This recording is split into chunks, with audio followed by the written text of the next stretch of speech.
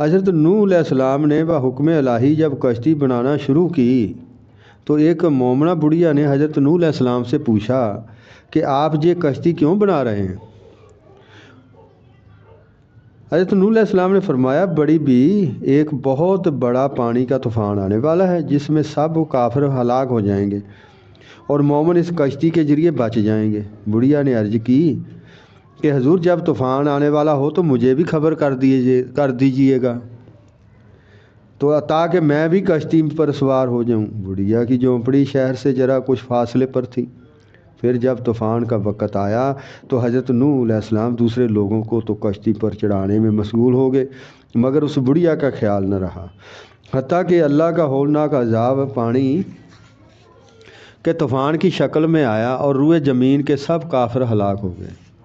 اور جب یہ عذاب تھم گیا اور پانی اتر گیا اور کشتی والے کشتی سے اترے تو بڑھیا حضرت نوح علیہ السلام کے پاس حاضر ہوئی اور کہنے لگی حضرت وہ پانی کا طوفان کب آئے گا؟ میں ہر روز اس انتظار میں ہوں کہ آپ کب کشتی میں سوار ہونے کے لیے فرماتے ہیں۔ حضرت نے فرمایا بڑی بھی طوفان تو آ بھی چکا اور کافر سب ہلاک بھی ہو چکے اور کشتی کے ذریعے اللہ نے اپنے مومن بندوں کو بچا لیا، مگر پھر اسی اللہ نے جس نے آپ کو کشتی کے ذریعے بچا لیا مجھے میری ٹوٹی پھوٹی جھونپڑی ہی کے ذریعے بچا لیا۔ ہیں کیا جواب دیا کہ